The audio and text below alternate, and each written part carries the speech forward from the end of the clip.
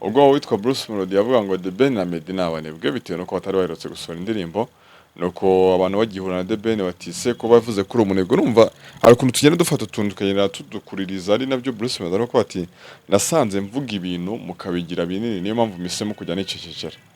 The Ben nyuma yo kumva ubwo butumwa bwa Bruce Melody yihutiye kumusaba imbabazi avuga ko atarazi ko byamukomerekeje kuko nta mutima mubi yabikora.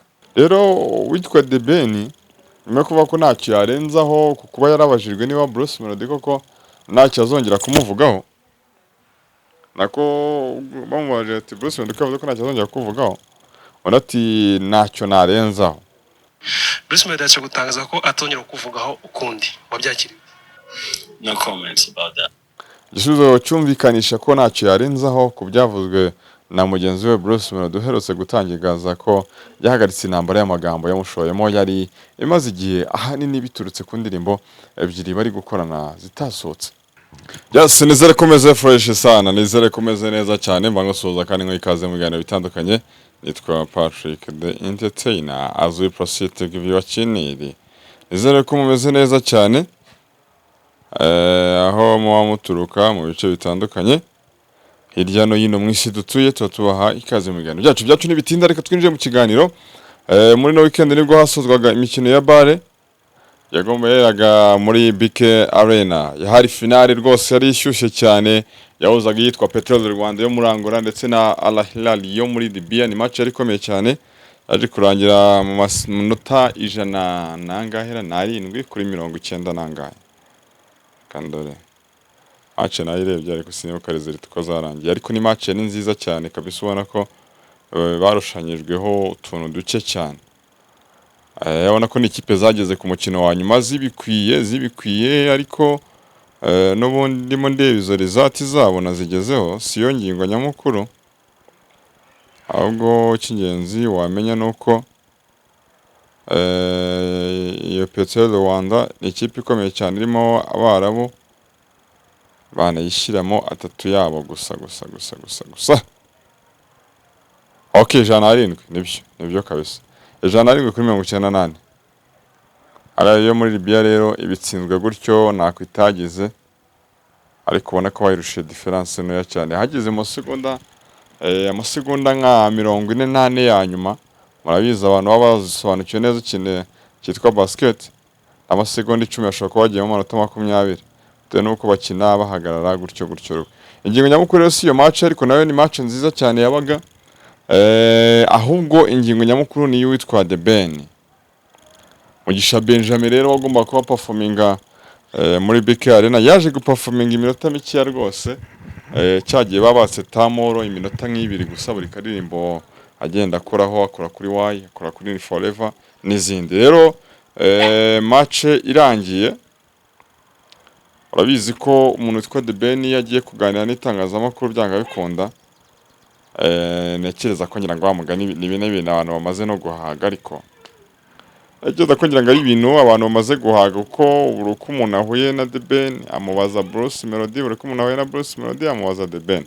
Ubwo The Ben rero bamubajije kuri Bruce Melody mva igisubizo yabahaye rwose mu magambo make cyane uyu mujene witwa Mugisha Benjamin. Bruce Melody yaje gutangaza ko atongera kuvugaho ukundi wabyakiriye. No comments about that. Thank you so much. Bruce Melody aherutse gutangaza ko atazongera kuvugaho ni icyo wabivugaho ndi nawe yatemwe ati no comment.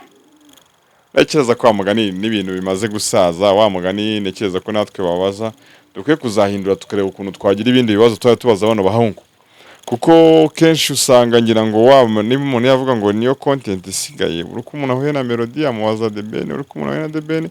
Rero nyuma yaho Bruce Melody nayo ni inkuru iri ku Nyarwanda avuze ko ntacyo azongera kuvuga kuri twa The Ben.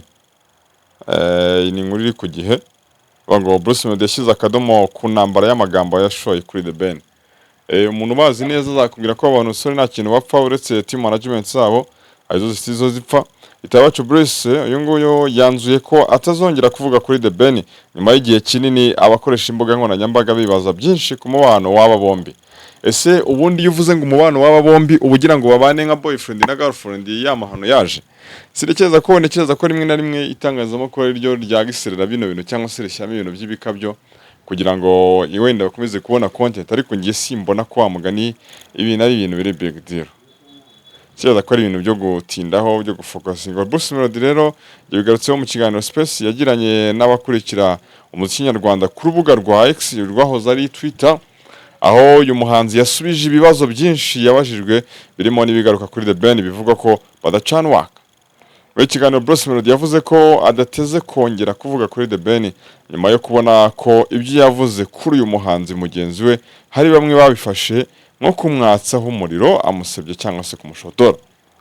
Nyuma yo kubona rero witwa Bruce Melody itangazamakuru ryaragiye risa naho rigoreka bino bintu kugira ngo bibonere content, akavuga ati bitewe nuko amagambo mvuga kuri uyu mugabo mugera mu ifata nk'aro kumwatsaho umuriro nyamara ngiye manibere muri showbiz, reka mfate umwanzuro ko nazongera kumuvuga. Babajije The Ben nawe aravuga ati no comment.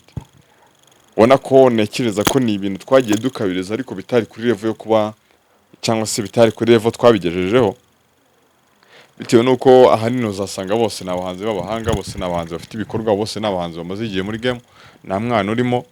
Rero nyine gukomeza tubaza umuntu rimwe na rimwe usanga wamugana ari yamatiku urimo winjiramo kuko ibibazo byo kubazaho byararangiye. Ati kugira ngo rero nirinde ibyo bintu kubera ko murabikuririza mukabikoraho ubutumwa bubiha uburemere bidafite, ntabwo nzongera kuvuga kuri uwo muhanzi, ntabwo nzongera kumuvugaho rwose.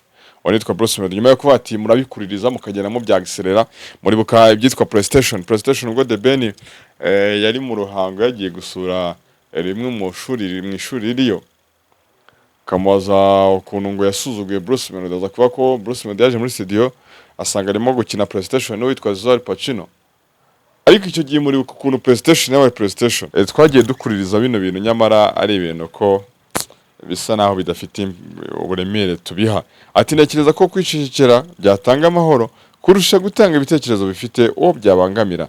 Ngiye ndarega The Ben ngo turapfa iki koko? Twakoranye iki cyananiranye?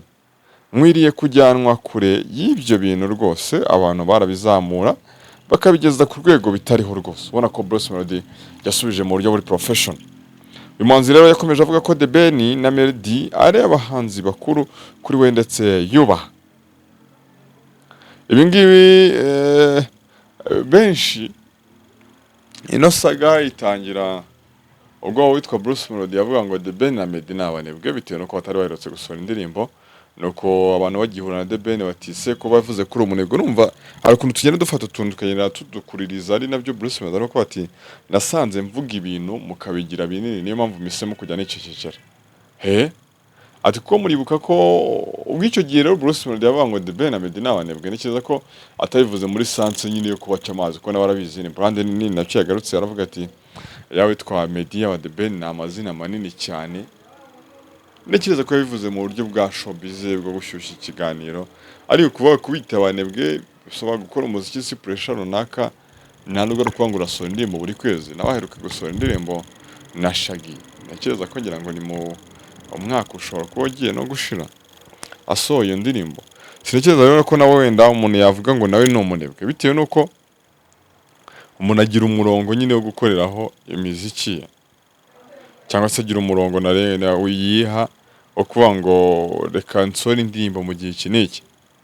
Iyo gihe witwa The Ben na Melody ntabwo baheruka gusohora indirimbo rwose, yarashize igihe urumva, ariko ukabona ko nyine muri icyo gihe cyari gishize adasohora indirimbo, ashize umungu amezi 7 witwa Bruce Melody nta ndirimbo asohora. Ndavuga iyo official apana kuvuga twatone twe dutuba n'ibiki. Bruce Melody na Shaggy bashize around amezi 7 arashize n'indi ifite miliyoni 5,900. Uretse wenda indi version yashyize hanze y'igifaransa Candele Ella. So ariko nyine ukabona ko nawe yashize amezi 7, nawe si ubwo ni umunebwe. Ntekereza ko rimwe na rimwe hari igihe umuntu avuga wenda ibintu cyangwa se taragera kuri experience, taragera muri uwo mujyo wo kuba nyine yabivugaho mu buryo bwisanzuye, ariko ukabona ko ikintu kiriho ni kimwe, nuko umuntu yavuga ko n'ikibazo ko yabivuze mu buryo bwo gutebya, ahubwo nyine bya bindi nyine uwitwa Bruce Melody yaje kubavuga akavuga ko tubikuririza. Ntekereza ko nicyo hano yahise abonamo ko nyine dukuririza ibintu, ariko ukabona ko wa mugani ntekereza ko igihe azaba aretse kumuvugaho nibyo byabayeho. Ubona ko uyu munsi Bruce Melody ntekereza ko yatanze igisubizo cyiza, rwose cyiza cyane, kinarangiza wa mugani navuga ngo ino debate, kuko impamvu n'undi byakurizwaga ni uko umwe araje aravuze ngo ni umunebwe, undi yanze ko dukora indirimbo, undi yasanze ndimo gukina PlayStation, bikaba nk'ama episode.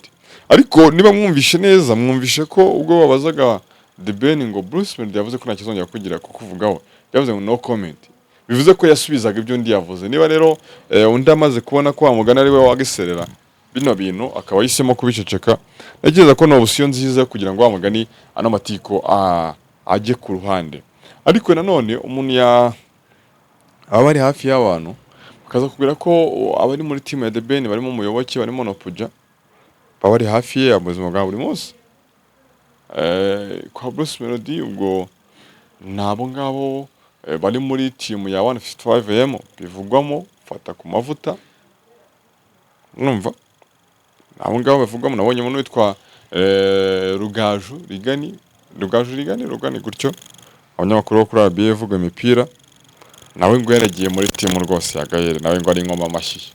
Ibyo ni ibintu babivugwa hano ku mihanda. Rero ukabona ko wenda izo ngoma amashyi, reka tubivuge gutyo, izo ngoma amashyi umuntu yavuga ko arizo zagiye zisa naho zikuririza bino bintu mu buryo bumwe cyangwa se ubundi, mu nyungu zimwe cyangwa se izindi umuntu agamije. Ibyo byose rero ukabona ko nekereza ko nicyo cyagiye gikuririza ibyo bintu, ukabona ko byagiye bikuririzwa ariko nyamara bitagakuririjwe, ahubwo nyine bigakuririzwa bitewe n'impamvu runaka z'inyungu za bamwe, niko nabivuga, mu nyungu za bamwe. Ariko ntekereza ko ni uburyo bwiza cyane witwa Bruce Melody yavuze kuvuga ko nta kizongera kubivugaho na The Ben akaba. Ntekereza ko buriya Bruce Melody yaba hari ikindi yamuvuzeho n'ubundi The Ben aba yagize icyo amuvugaho, nawe ukabona ko rero ntekereza ko bamaze gusobanukirwa noneho ko ari imitego bagwagamo nyamara bakayigwamo badafitemo n'uruhare cyangwa se batabigizemo uruhare. Byose bikakwereka ko ni ibintu nyine dukwiye kujya twirinda natwe gukuririza ibintu, kwita ku bintu umuntu yavuga ko bitari ingenzi cyane. Rimwe na rimwe usanga nta n'ikintu uri buze kumarira sosiyete. Ibyo byose ukabona ko umunsi ku wundi wamugani bigenda bisobanuka cyangwa se bigenda byisobanura. Ubwo rero The Ben yari amaze guperforminga muri bare kuri finali, igikombe cyari gutwarwa na Petrol Rwanda yo muri Angola ku manota 107 kuri 93, 98. Ukabona rero ko ibyo bintu byose nyine wamugani ni bimwe mu byatumye navuga ngo ano matiko agana ku musozo, niko navuga, bitewe nuko rimwe na rimwe nibyo witwa Bruce Melody yakomojeho muri iki kiganiro, avuga ati abanyamakuru nabonye mwaragiye mubiha, navuga ngo mubikuririza cyangwa se ijambo mukarigira nini kuruta uko narivuze. Nibyo kuko bibaho, kurusha gusanga uyu munsi nyine umuntu yavuze ikintu ariko turaje turagikuririje, wakibaza ko ni brand nini. Ntekereza ko n'abantu banini dukwiye kuramo andi ma content arenze kubateranya. Minsi yashize Bruce Melody yagiye yumvikana avuga ko uyu muhanzi mugenzi we atari umukozi, akomoza ku munsi bahuriye muri studio bagiye gukorana indirimbo, ariko The Ben ngo niyabiha agaciro yigira kwikinira imikino y'ibikoranabuhanga ya PlayStation.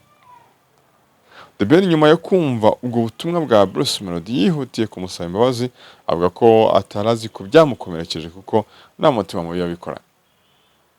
Bina nabigarutse haruguru. Bruce Melody rero mu yiteguye indirimbo yise Soweto, yari Soweto iza kuba Sowe bitewe nuko yavuze ko iryo sandi hari indi ndirimbo yitwa Soweto ayigira Sowe izasohoka mu gihe cya vuba igihe amashusho yayo yafatiwe muri Nigeria ari gutunganywa na B20K azaba yarangiye. Ariko ukabona ko ntekereza ko wamugana uburyo bwiza bwo kurangiza ino debate. Bruce Melody ko yavuga ko nta kintu azongera kuba kuri The Ben, ntekereza ko ni ibintu byiza cyane bizafasha. Ni ibintu byiza cyane umuntu yavuga ko rwose bizafasha abantu. Rero witwa The Ben nyuma yo kuvuga ko ntacyo yarenzaho ku kuba yarabajijwe niba Bruce Melody koko ntacyo azongera kumuvugaho, nako bamubajije ati Bruce Melody ko yavuze ko ntacyo azongera kuvugaho, undi ati ntacyo narenzaho. Igisubizo cyumvikanisha ko ntacyo yarenzaho ku byavuzwe na mugenzi we Bruce Melody uherutse gutangaza ko yahagaritse intambara y'amagambo yamushoyemo yari imaze igihe ahanini biturutse ku ndirimbo ebyiri bari gukorana zitasohotse. Ko bari gukora indirimbo ntizisohoke, ntekereza ko undi yabivugaga mu buryo buri aho bworoheje, ariko atarazi ko ari ibintu wenda bizaba binini cyane. Ko atongera kuvugaho ukundi wabyakiriye. Comments about that. Nta kintu abivugaho. Bruce Melody yaje gutangaza ko atongera kuvugaho ukundi wabyakiriye. No comments about that. Atwira no comment, reka iyo ngingo tujye tunayiveho. Ariko icyo wamenya nyine nuko ntekereza ko turi mu bagiye babikuririza naho abantu bamwe bafite inyungu mu buryo bumwe cyangwa ubundi, ariko ukabona ko ntekereza ko wamugani kuba umwe atasubiza undi wamugani undi ntiyabona icyo amusubiza. Rero ubwo hari iyi ndirimbo yakorwaga mu 2017 witwa The Ben akaba ko yarazi Bruce Melody ariko buryo butari cyane batari inshuti bitewe nuko hari undi mugabo wari warabahuje. Ibyo rero byatumaga nyine atari buhure na Bruce Melody ngaho baziranye cyane mu kujya kumureba, maybe ko wenda bafite gahunda asanga undi arimo akina PlayStation biza kuba ikibazo. Rero Bruce Melody kuba yavuga ko n'ubundi kuba ari we navuga ko watangije ino debate akabitangiza mu buryo butari bubi cyangwa se butagamije kugira uwo buhohotera, ahubwo ntekereza ko bwo kwintetayininga. Uyu munsi none akaba yavuze ko ntacyo azongera kubivugaho, ni uko yabonye nyine ko ibintu wenda uko yashaka kubivuga atari ko abantu babyakiriye. Ukabona ko natwe mu nkuru twandika nk'hano banditse ngo amakimbirane ya The Ben na Bruce Melody hari abagiye bayasobanura nko gushaka kwamamaza ibikorwa byabo, ariko hari amakuru avuga ko habayemo ibikorwa byatumye buri ruhande rwitonda kuko umwe muri bo yasanze ibyo yitaga showbiz byararenze biba urwango n'amakimbirane adashira. Rero ugasanga ko wamugani mu buryo umwe cyangwa se ubundi ubona ko turi mu bantu cyangwa se itangazamakuru mu bantu bagiye bakikuririza bino bintu kugeza babihaye n'inyito yo kuvangwa amakimbirane. Ukabona ko nk'uwitwa Muyoboke yigeze kuvuga ngo mbona ngo ari ibintu ngo nari bikwiye kuzamo kibaza ibintu byari muri showbiz, abantu babivugaga basa naho ari brag, ariko noneho batangiye kubishyira kuri level yaho bavuga ngo bino bintu byajemo n'urwangano ku buryo mbona n'umwe yashaka kwicunira, niko Muyoboke yigeze kuvuga. Ibyo rero ukabona ko wenda kuba babona ko bikwiye kujya ku musozo nuko wenda bashobora kubona ko wenda batangiye ari brag bikaza kurangira bamwe mu bantu babigize seriye.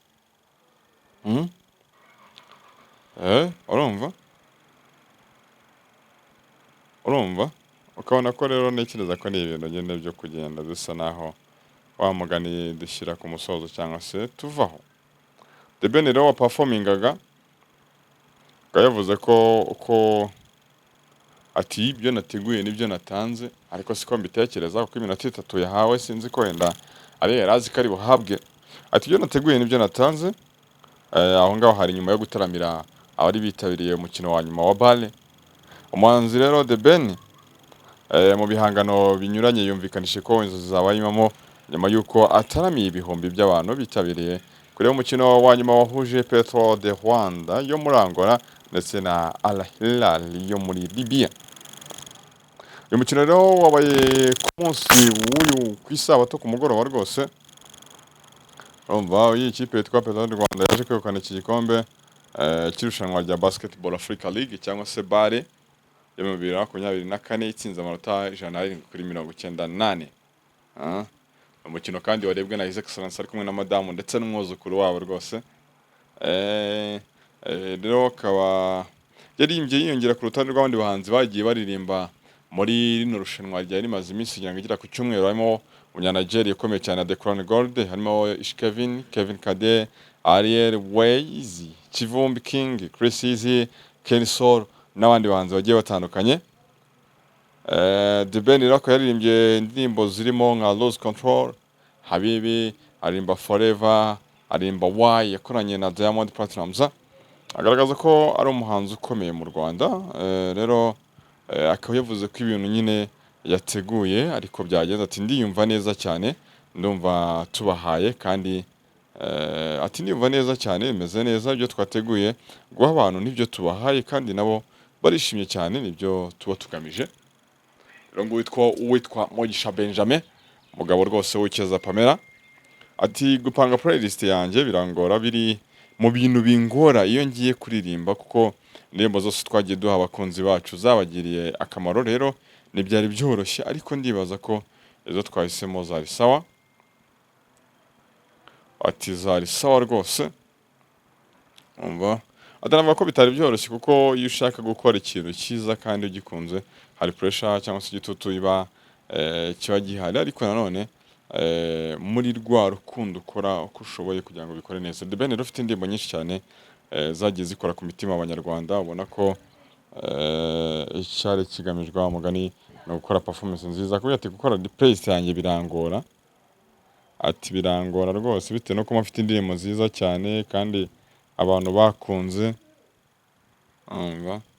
Ben rero wari ufite itsinda ry'ababyinnyi yaje kuhanyurana mu mucyo rwose mu ndirimbo ze nka Why yakoranye na Diamond Platnumz, ni umukino kandi witabiriwe n'ibyamamare bitandukanye, birimo witwa Juma Jux, ngo afite indirimbo na Diamond Platnumz yitwa Enjoy, hari n'indi bakoranye nayo ariko uretse ko yo itamenyekanye cyane.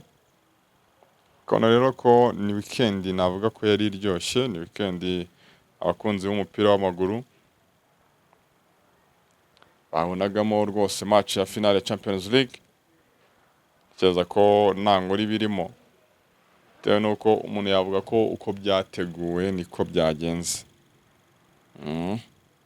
N'ubundi hari hitezwe ko aza kongera gutwara icyo gikombe Real Madrid ku nshuro 15 isezerwa, harimo umudage Toni Kroos. Ubona ko ni match nayo yatangiye yitwa Dortmund domina, ariko bitaje kumara igihe kuko nyine bisi n'ubundi uko byagenda kose iparika kwa nyirayo. Messi ishize abitwa Bushari n'uwitwa Betroy bakora igitaramo Lille mu Faransa, bari bafite ikindi gitaramo mu Bubiligi ariko cyaje guhagarikwa. Benshi bakavuga bati nyuma yaho uwitwa Betroy atukaniye kuri X ibitutsi bikomeye cyane nashobora no gusubiramo hano, batiri mu byatumye wenda abakira mu Bubiligi bavuga bati abantu badatenekeye amfura bwa mbere mu Faransa barahiye nta kintu bagezeho. Ati se ubwo wenda hano ntekereza ko ni zimwe mu mpamvu rero zatumye kino gitaramo gihagarikwa nubwo atari zo ziba zivugwa. Igitaramo cya Trap in Brussels cyari gitegerejwemo abaraperi bo muri Trap, Betroy na Bushari mu Bubiligi kuwa mbere Kamena 2024, cyasubitswe na societe yitwa Fusion Events yari yabatumiye. Mbere y'iminsi mike ngo itariki y'igitaramo igere, abateguye icyo gitaramo bamaze gukura amatike ku isoko ndetse nandi gikorwa na kimwe cyo kwamamaza kiri gukorwa. Urumva ni inkuru igaragara ku gihe. Bati iki gitaramo cyagonganye n'ikindi cy'abarundi batuye mu mujyi wa Brussels bazataramira mu bwato, ibyatumye bigorana kwizera kubona abantu cyane ko bamwe mu bakunda kwitabira ibitaramo by'abahanzi bo mu karere ka Afurika y'Iburasirazuba ari abarundi batuye mu Bubiligi. Ariko urumva nk'iyo mpamvu ntabwo ishoboka. Ni bamwe bakora igitaramo ahandi n'andi bagikorera ahandi, ko ntekereza ko buri wese bafite abakunzi babo, kandi niba warakoze ibintu ntekereza ko hari ibitaramo byinshi byagiye bibera i Kigali bikabera ku munsi umwe kandi ugasanga byose byanitabiriwe neza cyane. Hari ibitaramo bihurirana rwose ugasanga ka Kigali hari igitaramo, ugasanga wenda nka Nyarutarama hari ikindi gitaramo byarabaye ubwo Tonzi yaronshingaga album ye Respect. Hari ikindi gitaramo cyari ka Kigali kandi byose byagenze neza, ahubwo umuntu nyine ahitamo ahajya bitewe n'uwakunda cyangwa se bitewe no mu butumwa agiye kumuha. Rero bamwe bakavuga ko ari ikinyabupfura gikeya cyahagaritse kino gitaramo ndetse no kubona ko bamaze guflopinga nyuma yuko baririmbiye abantu 10 mu Bufaransa.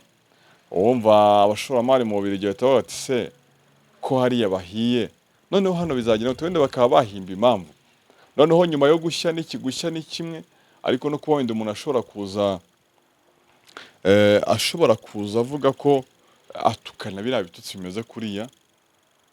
Hari igihe abantu bahita bavuga ati ariko uyu muntu aha wa mugani azanaza kuri stage hagira nk'umufana umwishimira yamutera nk'agacupa ugasanga amututse ku mubyeyi we. Ibyo byose rero ubona ko ntekereza bamwe mu bahanzi bakora hip hop biri mu bimwe mu bintu byagiye bibagonga,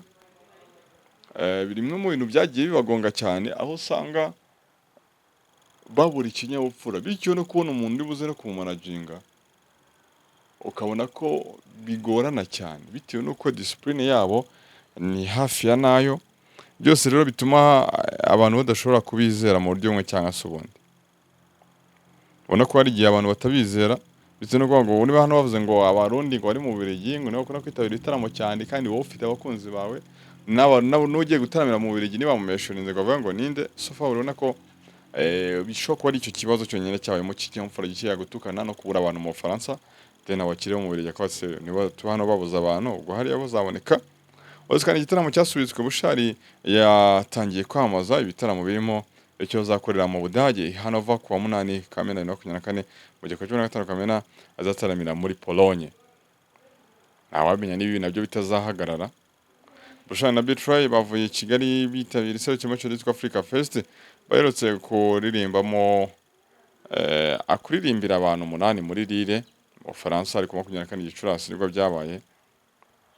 Urumva igitaramo rero cy'i Buruseli kiba kirakansorinzwe gutyo birangira kitabaye. N'igitaramo cyagomba kuba kuri tariki ya mbere zeko rwose ibyo byaranarangiye.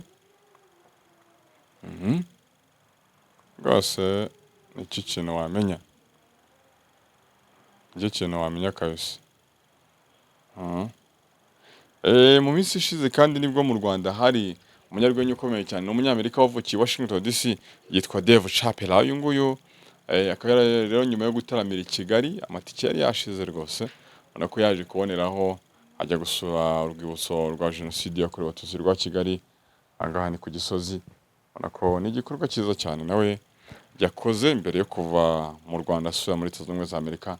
Uyu mukomedi cyangwa se umunyarwenya ukomeye ku isi, urimo akomeye ku isi, yitwa rero Dave Chappelle, urimo bakomeye ku isi. Kuwa 31 Gicurasi 2024 yasura urwibutso rwa jenoside yakorewe Abatutsi rwa Kigali ruri ku Gisozi. Uyu munyarwenya wamamaye cyane muri Leta Zunze Ubumwe za Amerika ndetse no ku isi muri rusange, akaba amaze imyaka irenga 30 ari icyamamare mu gutera urwenya. Amaze iminsi mu Rwanda aho yanakoreye igitaramo mu ijoro ryo kuwa 30 Gicurasi. Nyuma y'iki gitaramo rero uyu munyarwenya yabonanye na His Excellency Paul Kagame kuwa 31 Gicurasi mbere yo kwasura ibice bitandukanye by'u Rwanda birimo urwibutso rwa jenoside yakorewe Abatutsi rwa Kigali. Hari mu ijoro ryo kuwa 30 nibwo Dave Chappelle yataramiye ahitwa muri Kozo Restaurant iherereye ku Kimihurura mu mujyi wa Kigali. Abitabiriye ibitaramo cya Dave Chappelle bagashimishijwe cyane n'uyu munyarwenya urimo wakomeye ku isi, umaze imyaka irenga hafi 30 binabikora kandi abikora neza cyane. Ubona rero ko rwose ni byiza cyane kuba yatemberejwe akajya kubwirwa no kuganirizwa amwe mu mateka mabi n'icuraburindi igihugu cyacu cyanyuzemo. Ikintu wamenya kandi ubwo n'ubundi nyiri muri Leta Zunze Ubumwe za Amerika, uwitwa 50 Cent ndetse na PDD bakomeje gukozanyaho, benshi bakibaza bati se baba barimo gupfa umugore. Ibyo bikaba ari urujijo nyuma y'ikishi nyuma y'uyu witwa 50 Cent n'umuraperi ukomeye cyane ndetse na PDD, aba nabo muri Leta Zunze Ubumwe za Amerika. Fata indi ni mu ndirimbo More Money More Problems ya The Notorious B.I.G na Puff Diddy Combs cyangwa se PDD. ni indirimbo bahuriyemo abahanzi rero bagaragaza ko uko umuntu agenda agira amafaranga menshi ariko ibibazo bikomeza kuba uruhuri aho kugabanyuka. Reality kabisa. Buriya no kuvuga ngo uko umuntu agenda abona amafaranga niko ibibazo bigenda byiyongera. Kera iyo umuntu atarakorera amafaranga aba yumva nyine hari amafaranga menshi. Rero wenda nk'umuntu utarakorera amafaranga, nk'umuntu ukiri muri segonderi akaba yategerwa ngo waba nk'ibihumbi 100 rwose numva ari amafaranga ahagije ariko ukugenda ukura ukugenda inshingano ziyongera. Of course iyo umuntu agenda akura inshingano ziyongera, uko ugenda ubona amafaranga rero niko inshingano cyangwa se ibyo kuyakoresha bigenda biba byinshi. Uko biba byinshi rero niko usanga nyine ari nako ubuzima bugenda guhenda. Rero hano uwitwa Pele yarabivuze avuga ngo uko umuntu agenda akurira amafaranga niko n'uruhuri rw'ibibazo rugenda ruba rwinshi. Nubwo indirimbo yagiye hanze mu 1997 kuri album ya nyuma ya Notorious B.I.G Yes Life After Death cyangwa se ubuzima nyuma yo gupfa, yashyizwe hanze amaze iminsi 13 yishwe arashwe, bamwe bongeye kuyihanga amaso no kuyitekerezaho nyuma y'aho PDD yashyizeho igitutu ashinjwa ibyaha byinganjemo ibyo guhohotera abagore. PDD muri ko minsi ishize mwabonye ka video asa naho arimo kubita umugore, ibyo rero bitashimishije benshi cyane bamwe mu bakurikira uyu muraperi. Bigaragaza ko nyuma yo kuza ku rutonde rw'abaraperi bakize ku isi muri 2022 ibibazo byamwirundimuyeho mu buryo butavugwaho rumwe. Kuva mu mwaka ushize Sean cyangwa se Diddy Combs cyangwa se PDD ameze nk'uwicariye inkoni ishyushye biturutse ku birego bitandukanye by'ihohotera byazamuwe n'abagore n'abagabo barangajwe imbere na Casey Ventura. Bakundanye nyuma bakaza gutandukana, ukabona ko rero mu mwaka wa 2022 nyuma yaho asohokeye kuri Forbes magazine uyu nguyu muraperi witwa PDD wari uje mu baraperi bakize cyane ku isi, ibibazo byatangiye kumuzaho n'abamurega batangira kumuzaho, akavuga ati buriya iyo umuntu agenda abona amafaranga ibibazo bigenda bihoraho bitewe nuko igihe utarayabona hari n'umuntu wenda wumva yakurega nagira ikintu akuryaho, ariko iyo umuntu wenda atangiye kubona wenda hari ikintu cyakuvamo byanga bikunda kubyaza umusaruro. Iyi nkuru rero yo kubona akimara kuregwa n'uyu nguyu witwa Casey Ventura ni inkuru yasimiwe hejuru cyane n'abahanzi b'uyu muraperi bamamaye cyane ku isi, ndetse akaza kuza mu wa mbere watunze agatubutse. Mu banzi ba hafi rero babyinye ku rutonde ku isonga haje mugenzi we w'umuraperi 50 Cent rero watangiye kwataka uwitwa PDD agenda akomoza kuri bimwe mu byagiye bivugwa nyuma y'aho PDD agaragaye video harimo gukubita uwo bahoze bakundana akaza kubyuriraho. Ibyo byose byagiye bituma nibyo bintu byose byagiye bituma afatiraho. Bamwe PDD akavuga ati uko ugenda uhura n'amafaranga cyangwa kugenda ubibona amafaranga niko n'ibibazo n'uruhuri. Iyo miziki imbere ntabwo ibuze umwana wabwiye kugabanya. Uko ugenda uhura n'amafaranga cyangwa kugenda ubona amafaranga niko ugenda n'ibibazo byiyongera. Umuraperi rero guhera umwaka ushize yatangiye kwibasira mugenzi we mu buryo bweruye, ndetse akagaragaza ko ari mu ruhande rw'abari kumuha inkwenene. Ni ibintu byagiye bigaragarira mu butumwa butandukanye bwa 50 Cent bwo guhera umwaka ushize. Benshi bakaba bakibaza niba ari ugupfa umugore cyangwa se ari ikindi kintu baba bapfa nko mu minsi yishize aho 50 Cent yanditse ku mbuga nkoranyambaga agaragaza ko yamaze kugurisha umushinga wa filime mbarankuru ya Netflix igaruka ku birego bishinjwa witwa PDD. Iyi filime rero iyi filime akaba barayise Diddy Do It cyangwa se PDD yarabikoze. Ukabona rero ko byose ni bimwe mu byo 50 Cent akomeza kugenda akora asa naho agenda ashyirishamo uyu PDD. Utereye amaso yo ku rukuta rwa Twitter cyangwa se urunguru ni X rw'uyu muraperi wamamaye mu ndirimbo zirimo yitwa In The Club yamamaye cyane, hariho ubutumwa bunyega PDD nyuma yaho Casey avuga ku mashusho aheruka gushyirwa hanze na CNN hari mu 2016 aho uyu muraperi ari guhondagura uyu mukobwa bakundanye. Mu butumwa rero bwa Casey agaragaza ko yabayeho mu bihe by'umwijima biturutse kwihohoterwa, ndetse bikaba bikimukurikirana cyane ko akiri mu rugendo rwo gukira ibikomere byamuteye. Bwaje nyuma yaho PDD asabye imbabazi kubw'amashusho ye amukubitira muri hotel.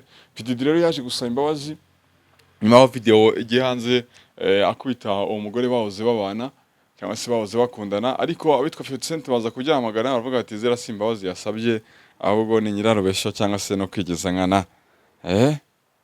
Urumva rero abantu benshi nyine bakomeze kuvuga ngo urwango si urwuba. Ubundi bitangira muri 2006 aho 50 Cent yashyize hanze indirimbo yise The Bomb aho yumvikanaga yibasira uyu muraperi mugenzi we PDD. Iyi ndirimbo kandi yumvikanamo urusaku rw'amasasu, ndetse 50 Cent akumvikanisha ashinja uyu muraperi ko ari we wishe Notorious B.I.G wabarizwaga muri label ya PDD uzwi nka Bad Boy Records. izwi nka Bad Boy. Rero ino Bad Boy Records ya PDD niyo ingobyi yayo cyangwa se Notorious yabagamo. 50 Cent rero muri iyo ndirimbo nyine yumvikanamo urusaku rw'amasasu avuga ko uyu witwa PDD ari we waba warishe uyu nguyu Notorious. Notorious kandi story ye n'ubundi hangana imbere ya 2006 Notorious B.I.G yishwe mu 1997 ubwo we nawe bakoranaga barimo PDD bari gutembera ariko ntabwo bari mu modoka imwe ubwo Notorious yicwaga. Abangaba rero bakaba barimo gutembera bitewe no kundi babaga muri label record cyangwa se record imwe label imwe ariko umwe akaza gupfa bitewe nuko bagendanaga ariko batari mu modoka imwe. Rero nta rumwe hamwe n'icyaha cyo kuba yarishwe Notorious. Muri indirimbo kandi 50 Cent agaragaza ko PDD azi abishe Tupac Shakur hani mu 1996 Tupac namwe mu rapper bishwe mu buryo navango budasobanutse. Muri 2013 mu kiganiro yagiranye na Breakfast na The Breakfast Club yakanye ibi byose avuga ko na hamwe igeze yahurira n'abishe aba baraperi bombi. Agaragaza ko ibyo 50 Cent yamuvuzeho ari amahomvu. Intambara rero ikomeje y'aba baraperi. Uretse kandi indirimbo 50 Cent yagiye yumvikana mu bindi bihe bitandukanye yibasira PDD, bamwe batekerezaga ko ari kwamamaza ibihangano by'aba bahanze cyangwa se gushaka gukomeza guhangwa amaso cyane ko bose bamamazaga ibyo bwenge bya Vodka cyangwa se imyuga bya Vodka. 50 Cent yamazaga FN Vodka mu gihe PDD yamazaga Silock Vodka. Rero urumva n'ubundi ibintu byitwa beef cyangwa se ibintu bitwa utuntu tw'udutiko mu bahanzi ni ibintu burundi bikunda kubaho kenshi cyane. Aho n'umundi zino nkuru zirasa naho zigiye guhura n'imwe twayiriwe Bruce ndetse na The Ben. PDD rero yakanye beef ye na 50 Cent urumva nyine ngajya nabango no comment ntacyo mbivugaho. Muri 2018 muri The Breakfast Club uyu witwa PDD akaba yarabashijwe niba hari beef afitanye na 50 Cent nkuko babazaga The Ben batera beef afitanye na Bruce Melody ati no comment. Hano rero witwa PDD we akibazwa niba hari beef afitanye na 50 Cent muri The Breakfast Club abihakana yivuye inyuma cyane.